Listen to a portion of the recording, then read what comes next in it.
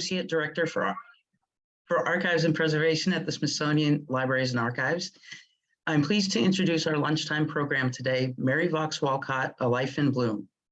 We gratefully acknowledge the Native peoples on whose ancestral homelands we gather, including the Nacotchtank, Anacostan, and Piscataway people.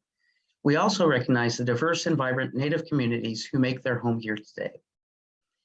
In 1925, the Smithsonian published the book North American Wildflower as a fundraiser for the institution. It featured 500 delicate flower illustrations with descriptions of the plants, all compiled by Mary Vaux Walcott. Walcott was married to the Smithsonian secretary at the time, Charles Doolittle Walcott. But as you'll hear today, her contributions to art, science, and art institution were deep and personal. Earlier this month, the Smithsonian published Wildflowers of North America, Botanical Illustrations of Mary Vaux Walcott with Pressel Publishing. The new book uses images from our library collections and biographical text written by our own institutional historian, Pamela Henson. Today, we're excited to further explore Walcott's life and legacy with a panel of Smithsonian experts.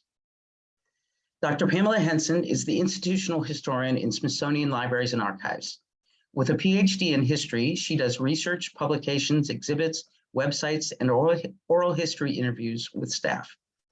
Her research interests include history of the Smithsonian, museums, natural history, minority history, and use of oral history and visual materials. Her work on scientific illustration includes the 1996 exhibit, Eyes on Science, Illustrating Natural History at the National Museum of Natural History. Dr. Virginia M. Mecklenburg is a writer, speaker, and a senior curator of 20th century art at the Smithsonian American Art Museum. Her exhibitions and publications have featured African-American artists, Edward Hopper, Norman Rockwell, Georgia O'Keeffe, and other 20th and 21st century artists.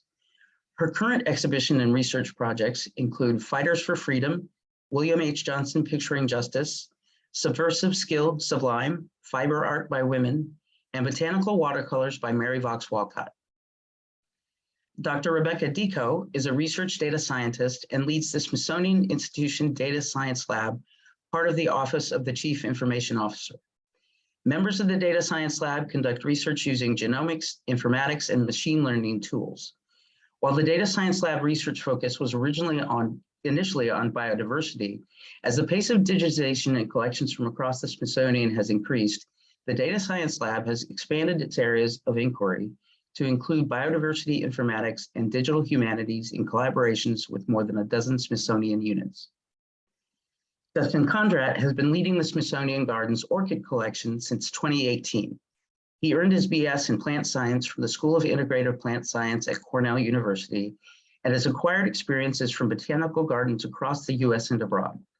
At Smithsonian Gardens, Justin has implemented major improvements to the orchid collection with focus on conservation, outreach, display, and education, or CODE. When not attending the orchid collection, Justin is an advocate for members of the LGBTQ+ community and persons with learning disabilities. And now I'd like to turn it over to our expert panel to learn more. We'll have time at the end for questions. Please be sure to use the Q&A feature at the bottom of your screen.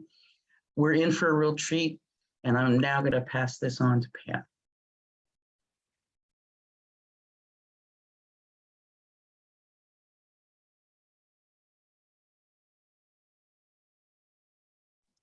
You're muted. Yeah, you're muted. Sorry about that. Welcome. Today we're going to be talking about Mary Morris Vaux Walcott, A Life in Bloom. She was born in 1860 in Philadelphia to a Quaker family, Sarah Humphrey Morris Vaux and George S. Vaux Sr. And she and her two younger brothers, George Jr. and William S. That's who you see in the photographs. So next slide, please. So this is the family, 3 children, and Mary on the left is the oldest. Slide.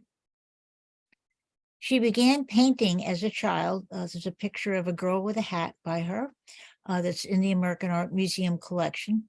And she had private lessons, and she did graduate from the Friends Select School in 1879. And while she was growing up, her family had a tradition of taking long trips in the summertime across the country, mostly visiting other Quaker families. Next slide. She had intended to attend Bryn Mawr College when it opened in 1885. Her family had donated some of the land it was put on. But her mother died in 1880, and Mary was then expected to take charge of the household rather than go to college. Next slide.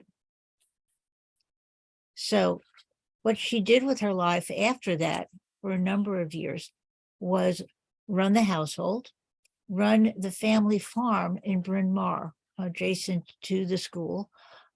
She and her brothers were very active in the Photographic Society of Philadelphia and showed their work. And the family often attended the Academy of Natural Sciences in Philadelphia. They were very interested in glaciers and other natural history phenomenon like that. Next slide. Next slide. There you go. And here we see, after her mother passed away, they stopped traveling for a few years, but in 1887, they resumed the trips west. And this time, instead of coming back through the United States, they went north and took the new Canadian Trans-Canada Railway across through the Canadian Rockies, and they photographed the mountains and the glaciers, and Mary began to paint a lot of the natural world. Next slide.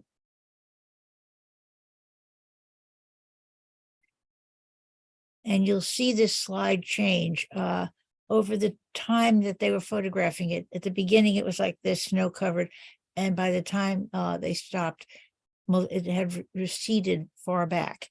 And they photographed and measured and tracked for many years the melting glaciers. They reported this to the Academy of Natural Sciences in Philadelphia and the Alpine Club of Canada, of which they were founding members. And after the rest of her family stopped going up to Canada every year, Mary continued this tradition of studying this glacier. So next slide. After the turn of the century, her family changes quite a bit. Her younger brother, William, died. Her brother and father no longer went mountain climbing due to family responsibilities, and father was just getting too old, he felt. But she continued trips on her own, quite independently, and with friends such as Mary Schaefer Warren, and who you see here. She was also a Quaker woman, and Mary introduced her to Canada, the Canadian Rockies, and she really became very well known in that area. Next slide. And Mary Schaefer and her husband were producing a plant guide to the Canadian Rockies, and they asked Mary if she would paint an Arnica alpina for the guide. And after this, she begins to take her work more seriously. And when she found a plant, she'd be out there up in the mountains, she might spend 17 hours on the ground drawing, because she wanted to capture the color, the shape, the movement of the plant in natural light. So she didn't want, once you picked it, it very quickly lost all of those characteristics. So she would be sitting on the wall, sitting on the mountaintop for, the entire day. Next slide. When I first came to work at the Smithsonian in the 1970s, the first office I had, these two prints were already hanging there, framed. And I wondered to myself, who painted them? But I liked them. And as I walked around, I would see lots of very similar prints all around the Smithsonian. And so it got me curious as to who this was. She had a very notable style. I could usually recognize when it was one of hers. I think I would say it's more botanical scientific illustration than just botanical art for decoration. Next slide.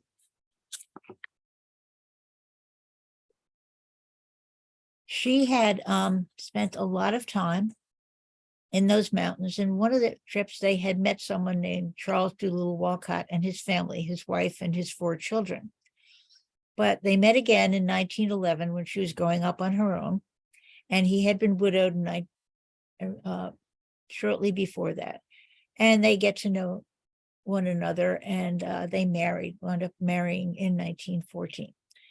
Well, it was not a happy event for either family. Her father just rejected this completely. First of all, Walcott was not a Quaker.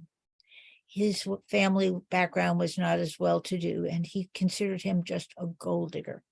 And he thought it was outrageous that she would now abandon her father and stop taking care of him. Walcott's children, they had just lost a very beloved mother, and they did not think this woman could replace her. Plus, she was a Quaker. You know, she talked funny. She was very engaged in the Quaker life. Despite this, they made a very good marriage, and they had a very happy life together. He was 65, she was 55, but they loved being in the out of doors. They loved studying nature, and they really had very, very happy life. Next slide. I'd like to look at some of the other illustrators who were around and sort of compare it. The first one we see is Maria Sibylla Merian, who was 17th century scientific illustrator. She, in her production, she's as interested in insects as she is in plants. So you will see insects in their various forms along with the plants and how they interact. Next is Agnes Chase, who worked at the Natural History Museum as a botanist, started as a scientific illustrator. Hers are much more simplified because she's producing these for scientific descriptions of plants and showing close up things that you need to see more carefully. Or in this book, Introduction to Plants, to Grasses, she wants to show you all the detailed aspects of that plant. Next slide. And then Marianne North, who is a little bit older than Mary Walcott. She really is more a botanical artist. She has these incredibly lush backgrounds and all sorts of things going on, all sorts of living things. She went out to Suriname, Indonesia, that area, and she loved the lushness of that. And then we have Mary Vaux Walcott. She has a different style than all of them.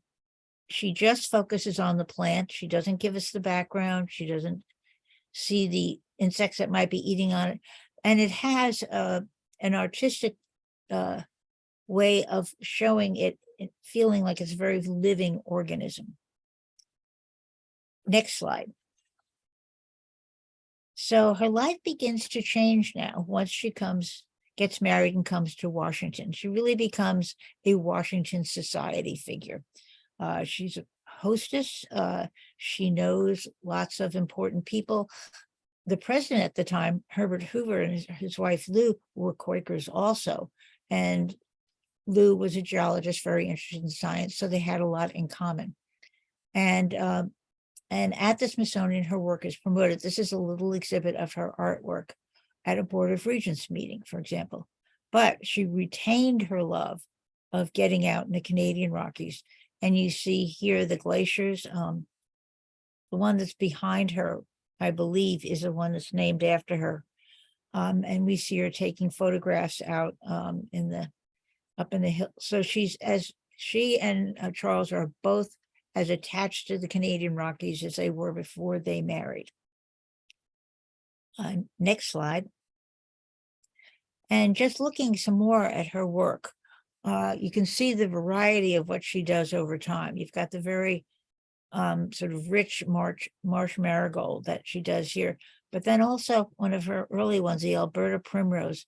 These things are so tiny and so delicate. She says you can easily walk right past them and never see them. But then you see in the Burgess milk vetch that the way she's able to capture the motion in a way that you don't see in something like the Agnes Chase things. But she's also able to portray the sort of sturdiness of something like the alpine fir. So next slide. So she keeps being encouraged to publish these. And she does go around and give lectures with lantern slides about them. And in 1925, in fact, the Smithsonian published a finely printed set of 5 folio volumes with 400 of her drawings in North American wildflowers. And the goal was to create an endowment. She had a very unique printing process, which was actually cost a great deal of money, which the Walcotts themselves mostly funded. And they were published to great acclaim. They were exhibited a lot of times as well. Next slide. But in 1927, and here they are up in the mountains, Charles Walcott died of pneumonia. Mary lived to be 80 in 1940, and she remained very active in the Smithsonian, in groups like the Society of Women Geographers. The works were republished several times, and she traveled even to places like Japan, studying the wildflowers there. So I will now turn this over for a little bit of a look more at the Virginia Mecklenburg is going to place Mary in a little more of the artistic and wider cultural milieu that she is in. Thanks, Pam. I always love listening to your talks. I learn something every single time you speak about Mary. Well, it was exciting for me to discover, I don't know, some 20, maybe 25 years ago, that in addition to all the paintings and sculpture in the collection, the Smithsonian American Art Museum has 791 watercolors by Mary Vaux Walcott. These were initially given by the artist to the National Museum of Natural History. But one of the things that I think is telling about Mary's work and the understanding of women who were doing botanical and scientific illustration is in 1970, these 791 watercolors were transferred to the Smithsonian American Art Museum, and they were accessioned as artworks, not botanical documentation. Next slide, please, Erin. Well, it was, her life covered a substantial period of time in which she was doing all of this amazing work. It was a time of sort of contention and a lot of debate about what women should be up to. On the left is a slide of the 1913 women's suffrage parade, which you can see is huge and busy, and the streets are lined with lots of people. And on the right, I just had to show you this because it's so amusing. It is the cover of a piece of sheet music. The name of the song is "The Only Thing I Ask of You is Love, Honor," and the school teacher, female school teacher, of course, is erasing the word "obey." So there's a huge debate about women's suffrage and about the role of women in American life. It was, as we now all know, the 19th Amendment wasn't going to pass until 1920. But in 1869, you may or may not know that the territory of Wyoming was the first territory in the United States to grant unrestricted suffrage to women. 1870, the Utah Territory followed suit. 1883, the Washington Territory did, and in 1896, Idaho did. But women's suffrage was voted down in the Dakota Territories, in Michigan, and a number of other places when it came up for discussion and expansion of our political realm. Next slide, please. So what were women painters, women artists, particularly those who did flowers, doing in those days? Well, Maria Oakey Dewing was painting these fabulous sort of, her oeuvre is very small. There are only really a handful of these things, but she was painting these beautiful flower paintings, the one on the left called Garden in May. And you can really barely make out that there is a garden there. It's just this sort of explosion of flowers. But holding over from the 19th century is the ideas that flowers stand for something beyond just beyond their own identities as objects. Louise Cox's Mayflower shows a little girl looking at flowers, so the sort of allegorical association of purity and innocence and beauty that's associated with femininity femininity and womanhood comes across very strongly in a lot of the paintings from the early years of the 20th century as well. Well, painting watercolors of flowers was very distinctly woman's work, woman's domain in the late 19th and early 20th century, as well-bred girls, among whom Mary Vaux Walcott, I think, would have been considered one, were supposed to learn to play music. They painted watercolors, they painted china, and that's what they did. That's how they, many of them, and in needlework, occupied their time. But as you can see, times were changing. Next slide, please. Well, as Pam was demonstrating, the whole idea of botanical illustration goes back many centuries. This blackberry illustration, I love the way that form sort of activates the page. This is from the early 6th century, but manuscript illustrations go back even farther with that. And there were lots of purposes for them. Some of them were illustrations for botanical books and atlases. Some of them were so that plants could be identified for medicinal purposes. So you got the right mushroom rather than the wrong mushroom, that sort of thing. Next slide, please.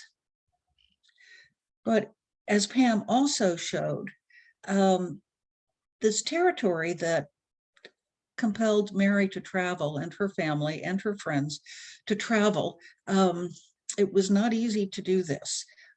In 1897, a picture of the camp at Lake Marion. I don't know, sure, definitely, but I suspect this may be one of Mary's photographs. And, you can see it's a pretty rough place. On the right, though, in 1907, they're taking a break on their journey, and the women are dressed in lovely hats, shirtwaists, and long skirts, as proper 19th, early 20th century woman would be.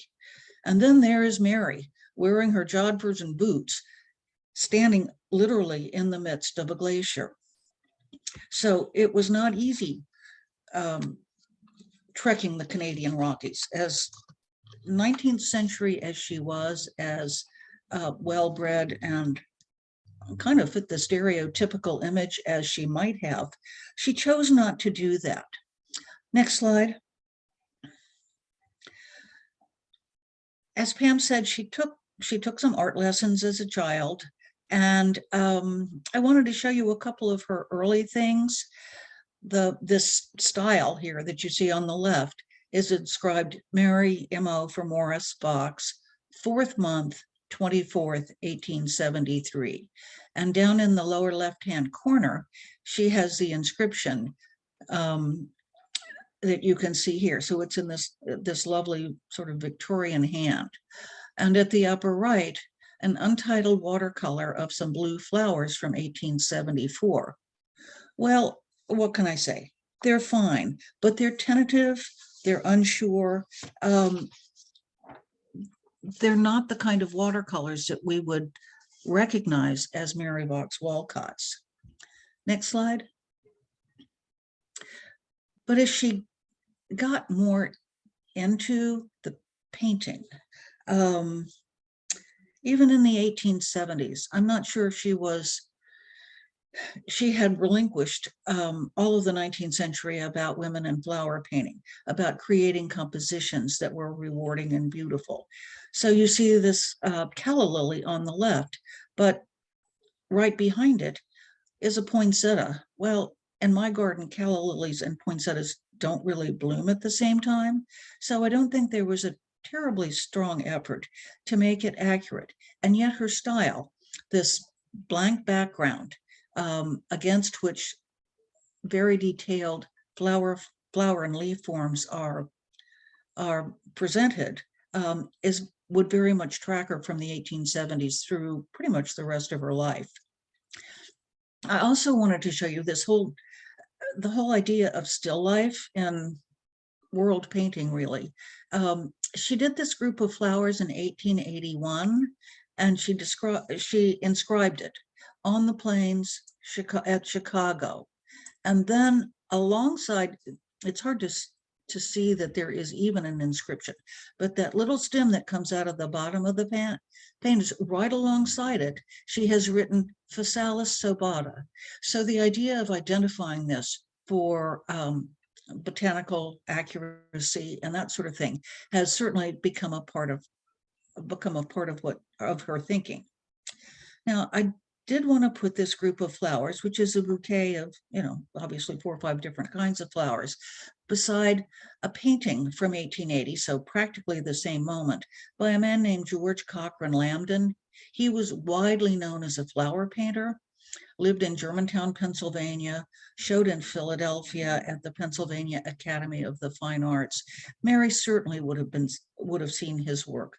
The Pennsylvania Academy was really the country's oldest art museum, established in the 1820s. So anybody with any interest in art would have traveled there, spent time in the galleries. Next slide, please. Yeah, as Pam also mentioned, Mary focused on the flowers themselves, but sometimes because she wanted to present an accurate picture, but she wanted to also capture the life force as well as the scale of what the flowers looked like.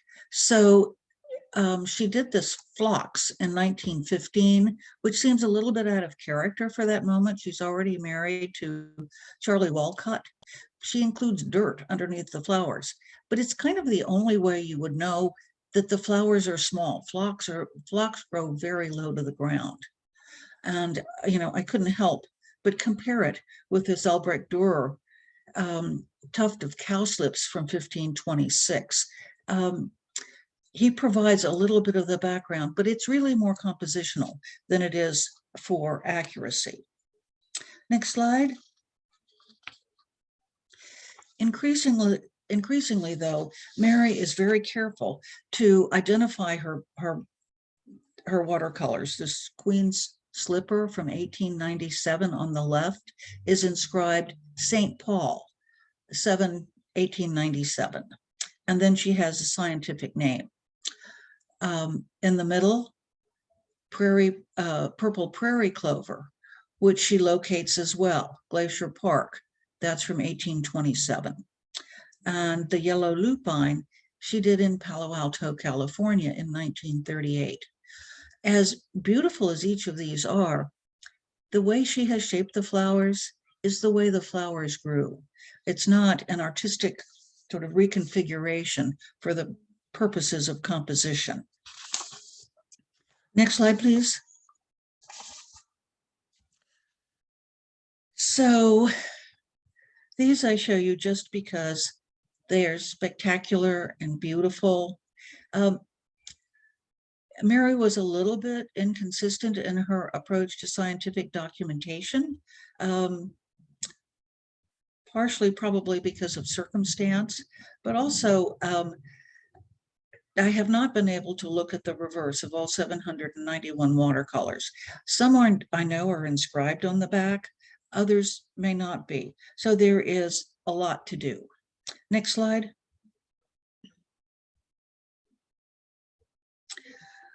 One of the sort of artistic angles that I think comes into play and that you can see in very different ways in this 1880 Rose Gentian and the 1935 Desert Candle.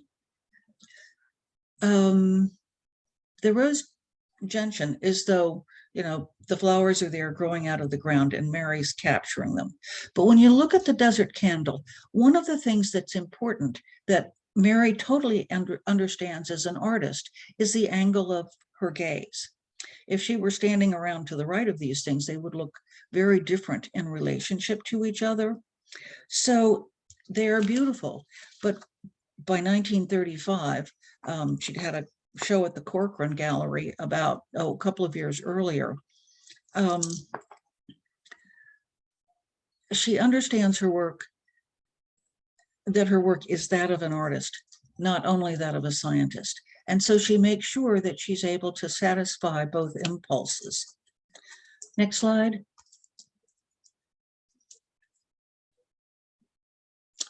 And this, talking a few minutes ago about Walcott as a photographer. Here is a picture of her, and Pam showed one too, but she had the cover over her head, so she's not quite so visible. She's photographing wildflowers in the Canadian Rockies. This is from the Banff Archive. And on the right, a party at Victoria Glacier. That is not Mary standing there, third from the right. I think Mary is probably the photographer for this. So next slide. So what I will say is there's so much more to do. So much more research that needs to be done to situate Mary as a maker of art and bring her into that universe as well as the scientific universe, tracking watercolors with what we know of her travels, which we know a lot, connecting with the prodigious amount of correspondence. She was a wonderful letter writer. We need to know more about her photography, how the photographs align with the watercolors, because she's doing the watercolors from the living plants, not from photographs after the fact. And we need to know more about how she thinks of her art and her photographs as art as opposed to documentation. And one of the things I'd love to dive into is her photographs in the context of people who are doing travel writing at the same time. The thing that is most exciting coming up ahead is that Smithsonian Gardens and the Smithsonian American Art Museum are co-organizing an exhibition of Mary's watercolors, which, depending upon how much time everybody's able to commit to research over the next year and a half or two, will probably tour possibly in 2024, but certainly by 2025. And it will go to 9 venues, 50 watercolors each to 9 different museums. So we're hoping to spread the word and the beauty of these watercolors really broadly across the country. And I have to say thank you to the American Women's History Initiative. They have provided funding for conservation and for matting and framing for the artworks. So without them, we still would be nowhere. Anyway, now, Rebecca, over to you. Thank you, Virginia. Today, I'd like to talk about some of the work my team is doing to use computational tools to learn more about the scientific contributions of Smithsonian women in science across its history. And today I'll focus on Mary Vaux Walcott. Next slide, please. So today I'll talk mostly about botanical collections done by Mary Walcott, and these are housed at the National Museum of Natural History. This is a photo of behind the scenes in the herbarium. And there are more than 4 million plant specimens preserved there. Most of them are pressed on sheets, and that's what I'll be showing you today. Next slide, please.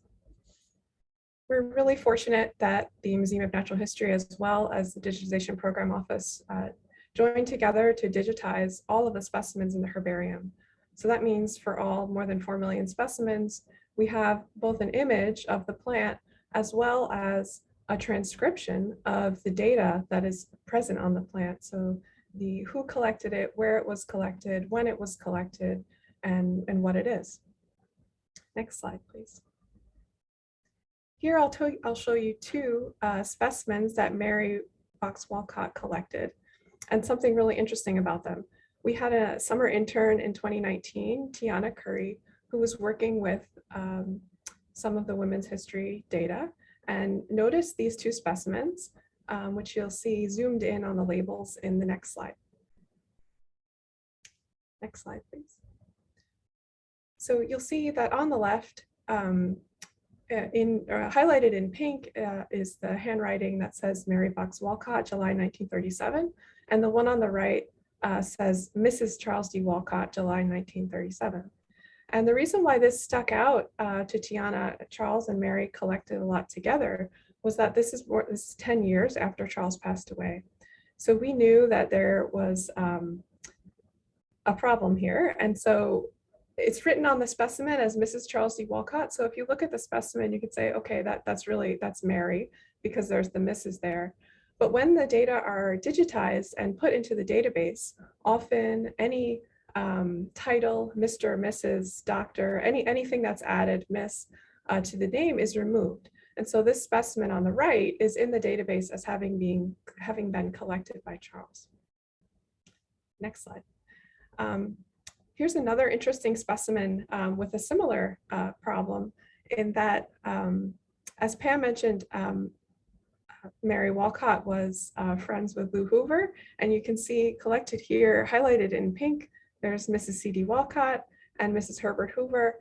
This specimen was listed in the collections database as being collected by Charles and Herbert Hoover, when we know it was collected by their wives.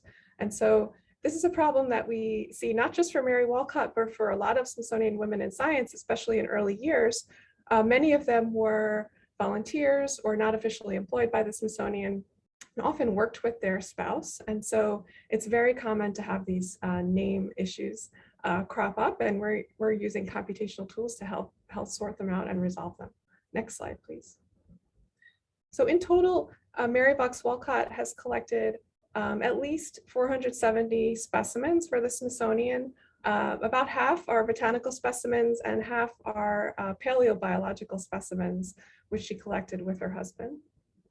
59 of these specimens were, misattributed in the database. They were collected by Mary after her husband's death, but had been attributed to Charles. Next slide, please. Here's another specimen I wanted to highlight. You can see the label highlighted in pink. It says painted by Mrs. Walcott on the label, which is interesting, and collected by Miss Pearl Boone. And so another thing that we are working on kind of scaling up is understanding how women work together and the connections between different Smithsonian women in science. There were very few initially, so we're just learning a lot more about their social and scientific networks. Next slide, please. And here is the painted version that Mary did on the right side of the specimen that's in the Natural History Museum. Next slide. So I'd like to switch gears briefly and talk about some other places that we find new information about Smithsonian women in science over its history. And we are using digitized versions of these documents. This is an annual report of the Board of Regents of the Smithsonian. These are documents that are released every year from the beginning of the Smithsonian to today. And we are able to mine the text of these documents to understand more about different women at the Smithsonian. Next slide. So I'll go briefly over this timeline of different mentions of Mary that really kind of helps add to the color around the kind of work that she did and how she just did an amazing number of things to support the institution. I'll just note that there are hundreds of mentions like these, and I'll just go through a few. So on this first slide is 1915, which is a year after she married Charles. And because her husband was the secretary, a lot of these are in the first person, that this is text that he provided for the annual reports. So it talks about a field season that they completed together in Canada and Montana. It also talks about a loan of volumes of Japanese art and architectural publications that she gave to the institution from her brother. Next slide.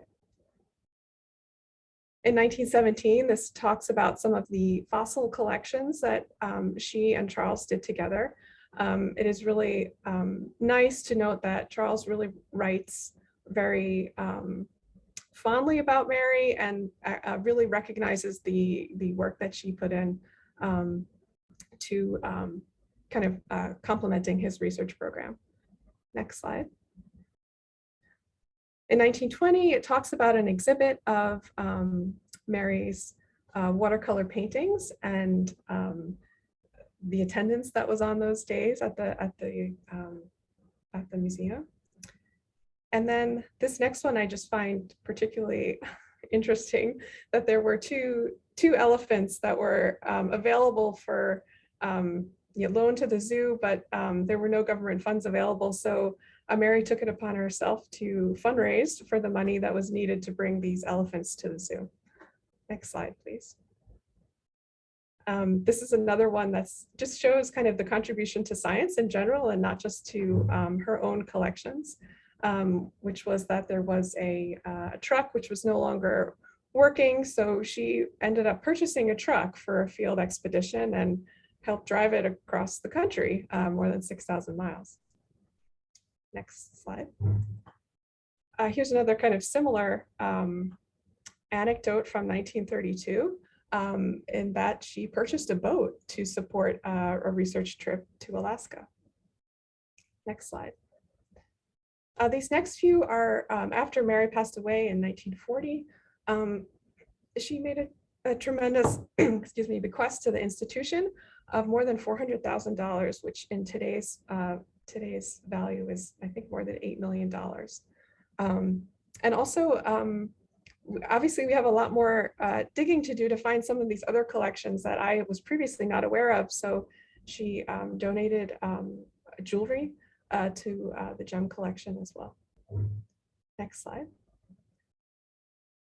And finally, this relates back to the North American Wildflowers volume, that it is used to raise money for publication funds as well. And it's just been really rewarding to read all of these things about Mary that I was previously unaware of, that just kind of points to how much we can learn more about the women that have really kind of built up the science at the Smithsonian over its history. Next slide. I would just like to thank all my co-authors on this work. We are working on this not just for Mary Walcott, but for the list of hundreds of women in science that we have at the Smithsonian, and recognize Vicki Funk, who inspired much of this work as she kind of set out to start building this list of women in science at the Smithsonian. So thank you very much for your attention, and I would like to now pass it over to Justin. Hello, thank you so much. This has been really informative, just learning about the long history and contribution that Mary has made to the Smithsonian. I know we wouldn't be here today with a lot of the initiatives that we're doing if it wasn't for Mary and her work, and really paving the foundation for a lot of the things we're doing today. So with this talk, I wanted to talk, move to the, so with this, this is a slide of various illustrations and drawings that Mary has contributed that are in the Smithsonian American Art Museum in their collection. And so these are all orchids that are actually native to North America. So when people think of orchids, they think of tropical species and varieties that grow festooned on trees in the tropical rainforest. But there are actually over 200 naturally occurring species in the continental United States. For one thing, there's 32 naturally occurring species in Alaska, and while Hawaii only has 3. So it just kind of gives you an idea of the diversity of this particular plant family. And Mary picked up on that, and she had many illustrations and drawings and captured the beauty of this flowering plant family. All the plants you see here, we actually have the tropical ones in our collection. So the Florida butterfly orchid from Florida, from in Tampa and some of the regions, given its Latin name. The epidendrons, the spotted Serpropedium, and then also the clamshell orchid. Those are all native to Florida. While we had the showy later slip, or what we've seen the other presentations, and this is in the main continental United States and the temperate regions. They grow around this area as well. But Mary has contributed so much. I've learned so much about about the illustration and what we actually are doing here at the Smithsonian, how it ties to our living plant collections here at Smithsonian Gardens. Next slide. So we were able to, through the gracious funding through the American Women's History Initiative, they helped sponsor and financially support our Orchids Hidden Stories of Groundbreaking Women that launched this past year. And it was a splendid exhibition that happened in the Kogod Courtyard in between SAM, Smithsonian American Art Museum, and the Portrait Gallery in Gallery Place, Chinatown. And we took over this courtyard and we focused on the contributions of groundbreaking botanists, cutting edge conservationists, inspired illustrators, and then women that have played major roles in discoveries and documentation and conservation. And of course, Mary fits right in that, as you can imagine. All the illustrations you can see are all Mary's. We had those printed on large printouts that were festooned on the various pillars within the courtyard. It was quite splendid. But it was an amazing exhibition. But you can also visit it now. It lives digitally on our website at smithsoniangardens.org, and you can look at through past exhibitions, and you'll see pretty much a highlight of videos of that past exhibition. Next slide. And this is just a layout that we had. So we focused on botanical art, botanical illustrations, art inspired by orchids, the science of orchids, of course, orchid collecting and orchid collections, orchid hybridization, and then we also had a bed that was fully dedicated to Mary Vaux Walcott herself. Next slide. We had panels in each of the beds that outlaid the various topics of each section within the exhibition. And this was just one of the 2 panels that talked about Mary's contributions to orchids and her beautiful art, and matching the science with the art, which is so important nowadays when we're telling the story of conservation and preservation of our natural world. Next slide. So what does this all mean? So we have the Smithsonian Garden Orchid Collection, which most people unfortunately don't know yet, that we have a large orchid collection here at the Smithsonian Institute that started in 1974.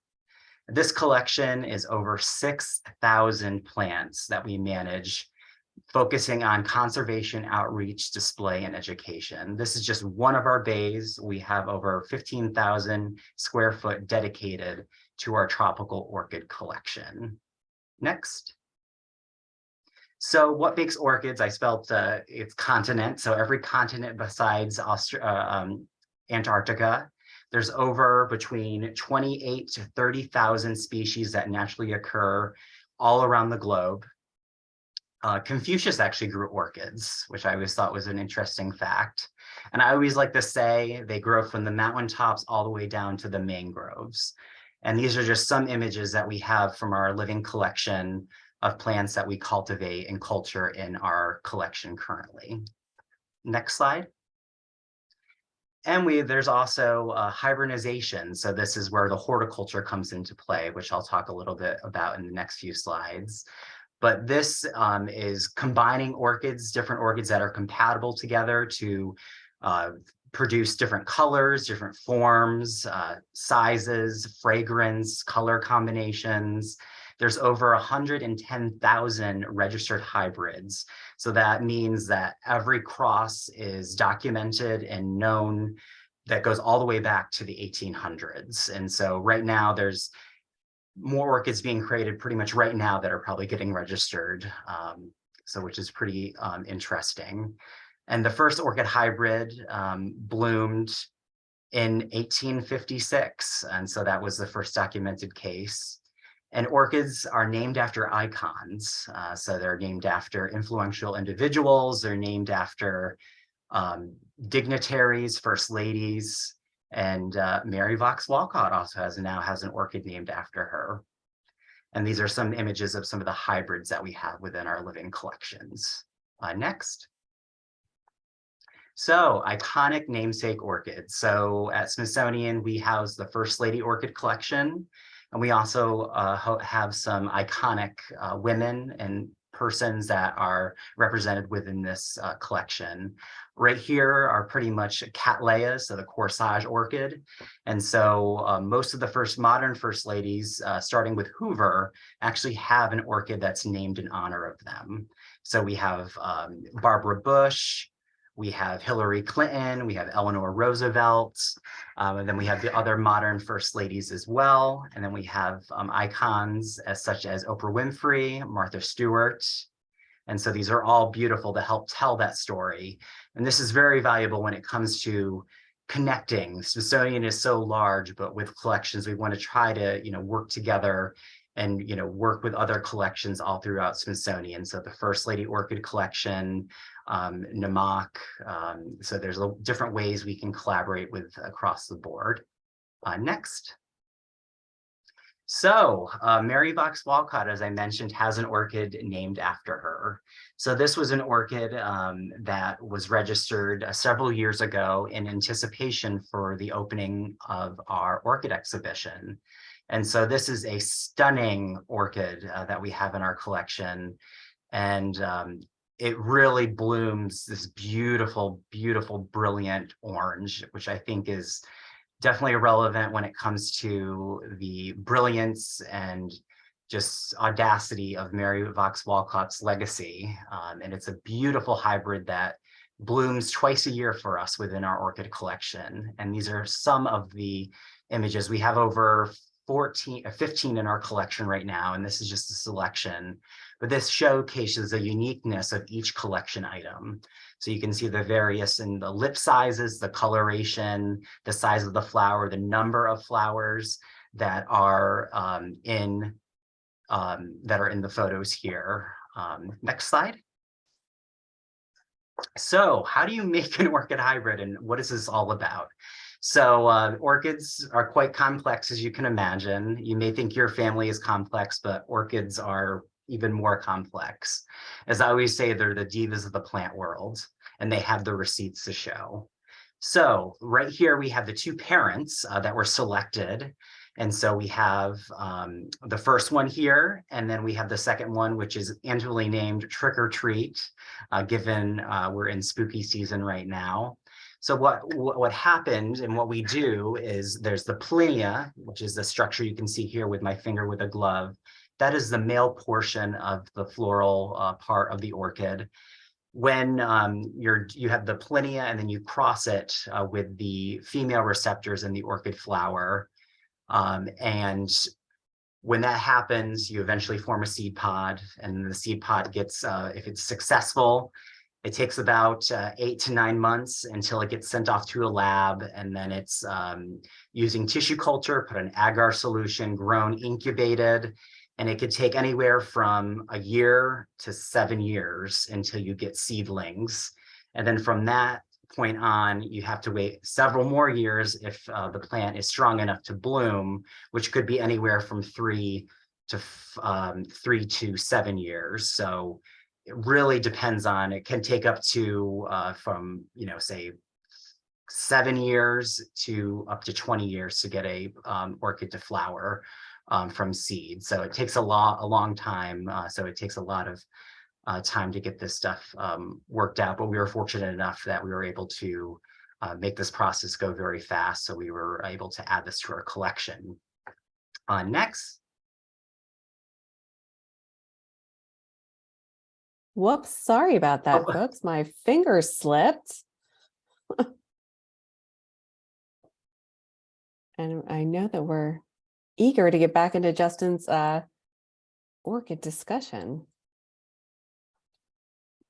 Well, it's a beautiful background. Not as beautiful as your orchids. So sorry about that. Okay. There we go. So I was mentioning the complexity of orchids. You can see here, this is just a screenshot of the family tree of this particular orchid. I couldn't actually fit it in one screen. So you have to take my word that this goes on for 3 more generations after this, the end there. It first started in 1900 was the first cross. And then once a cross is made, that cross is then crossed with another plant to get another hybrid. And then that result is crossed with another hybrid or species to present the next generation. And so it brings us all the way to the current plant that we have named for Mary. This is just a resemblance and kind of a percentage of what the germplasm for this particular plant would result. So if we did a DNA test, this is the percentage of the genes that we would get back that are naturally occurring species, also mostly in Central America and South America. Next. So part of the main thing about documenting is this is a living collection.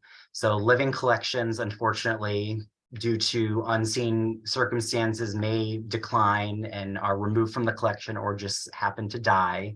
So it's really paramount to document our living collections, to both tell stories, to document history, but then also to just enjoy their beauty and to make it more accessible to the global audience that Smithsonian has.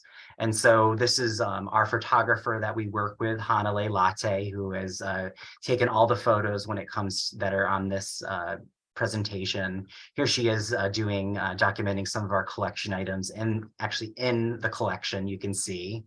And these are the Mary Vaux Walcott plants getting ready to be photographed.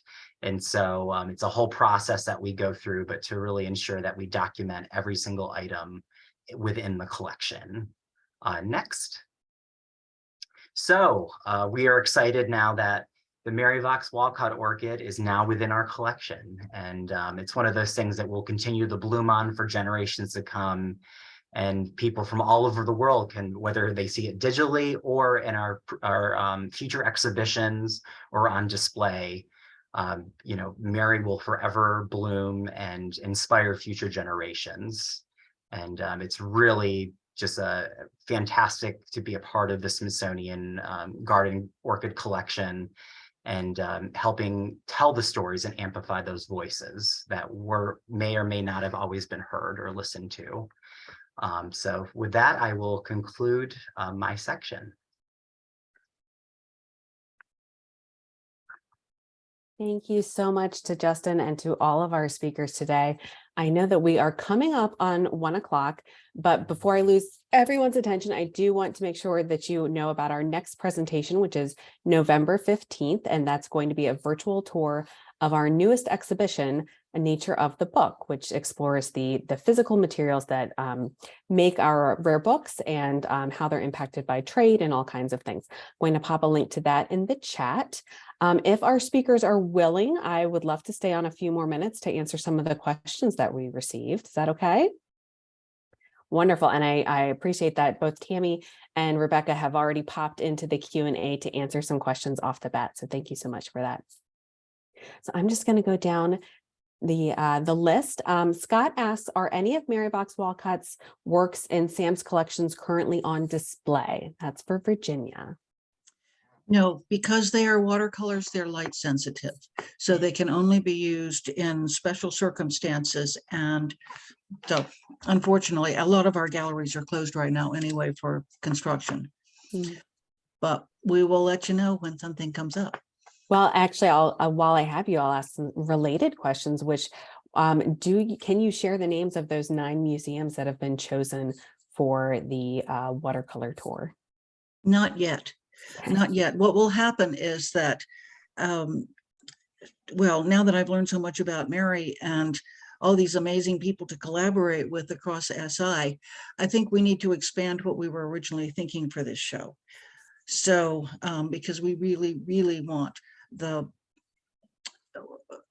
richness of this artist and her life to come forth, not just be watercolors. So we're going to have to rethink. And once we do, we will offer the show to multiple museums and botanical gardens. We want to spread the word about Mary to those who may not have an opportunity to see it, to plant lovers, but also bring her name to the fore as an American painter, an American artist. That's wonderful. I can't wait to see it and see how everything comes together. Pam, do you happen to know what texts Mary used to learn the names of the wildflowers that she documented? I'm not sure of that. I know that she consulted a wide range of things, and she was friends with people like Mary Schaefer Warren, who was married to a botanist. And I know that they had been friends for a very long time. And as Mary became more knowledgeable, Mary Schaefer Warren became more knowledgeable about plants, I think she shared that knowledge and resources with her. I'd need to go through whatever correspondence there is. And there is Mary Schaefer Warren correspondence in Canada. She actually moved up there and became a citizen of both countries. And lived out the rest of her life there. That's how influential Mary taking her to Canada was. So I suspect if we look in that correspondence, we'll find how she's learning about botany. And related to her trips north, did she ever go to Alaska? Do you know? Yes, and at the end, this would be that why she had the Japanese things. She actually went to Japan and studied the plants there and and did drawings from those. And she was actually the flag carrier for the Society of Women Geographers, which is the women's equivalent of the Explorers Club. And she was president of it for 3 years. And one of those years went on a trip to Japan as the flag carrier, which is quite an honor. Oh. Justin, are any of the orchid seedlings for sale? They are not to my knowledge. We have them in our collection, but unfortunately, because we are a government, we do not sell our collection items. But they are quite lovely, and definitely, you can visit our exhibitions and visit us online to, get your fill of Mary's orchid. Great idea. And I think one last question for either Pam or Virginia. Did Mary Vaux Walcott have any training in watercolor? What was her artistic training there? There was a follow-up question about using photography that I think that we answered pretty well on the slides afterwards. But what was her watercolor training? As far as I know, just when she's a child, she gets private tutoring in art. And we see her doing watercolors after that. And then she's bought, when she's still in school, her family buys her this paint box that she carries around with her all those places through, the Canadian Rockies, anywhere, for the rest of her life. She has this paint box, and it is really part of her. She does photograph to document what she's painted as well, but she does not paint from photographs. I mean, it's something she really feels strongly about. And if she didn't do it as much as she wanted out in the field, she would then get back to the tent, get lights up and do a sort of a retake of that painting to try and smooth out. Many of these plants, it took her 10 years to find it when it was in bloom. They may bloom for a day or two. They get eaten by everything around them. And it's not like, your dozen roses that you get from the florist. If you cut these things off or pull them out, they begin dying pretty much immediately. And I think our garden expert knows this. They're not long-lived like an orchid, like a rose. They begin to wither, they lose their color, they lose their shape. So you really need to be staring at that plant if you're going to capture the kind of motion that she has, the depth of feeling in it, the shape, the depth of the shape. So, and I think we can see that her technique really evolved over time. And Virginia did, I think, a very good job of showing that. The earlier watercolors of the plants are not quite as good, or not anywhere near as good as the later ones. There's more vibrance to them, that sort of thing. But she's still sitting out there through all her natural light, because that's what she wants. Yeah, I think you can really see that she figures out how to make the plants living plants on watercolor paper. The more she does, the better she gets at. Her friend Mary Schaefer Warren did study with George Cochran Lambton, and there is, I've seen one reference at least that Mary may have also. Whether or not she did, she certainly would have seen that work. And Pennsylvania Academy was at that point, a main place, a main art museum, one of the main art museums in this country, certainly by the late 19th century. So I can't imagine for someone who loved art and flowers so much that she would have not been there as often as she could. And one of the other things that's come across pretty clearly to me is that, I mean, apart from being lovely and gracious and all of that, she was a very smart woman, and it would not have escaped her that those earlier things that she did, like that little group of blue flowers, wasn't good enough. Yeah. And she would have taught herself. She would have worked at it until they met the standards that she thought she could achieve. Thank you all for that. And I think that's pretty much our time for today, but I have learned so much in developing this presentation and in hearing from all of our Smithsonian experts. And I can't wait to learn more as the traveling exhibition gets put together. I also want to give another plug for our new book, Wildflowers of North America, that Pam wrote the text for, and that features about 250 of Walcott's illustrations. It's beautiful and a great addition to anybody's bookshelf. But thank you to Pam, to Virginia, to Rebecca, to Justin, to Tammy, and to anyone whose questions we might not have gotten to. You'll be receiving a follow-up email. So if there's anything you want to reach out to our experts about, we're happy to take care of it that way. But thank you all so much. Have a wonderful afternoon. Thank you all. Thanks for coming, Thanks for everybody. coming. Bye-bye. Bye.